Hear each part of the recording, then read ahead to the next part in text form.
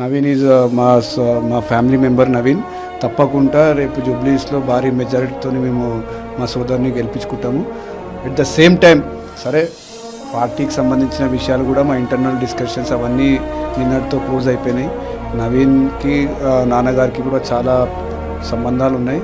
ఎందుకంటే నేను ఎంతనో నవీన్ని కూడా అదేవిధంగా నాన్నగారు ట్రీట్ చేస్తారు. చాలా సంవత్సరాల నుంచి కూడా రాజకీయాల్లో ఉన్నాం మేమందరం కూడా.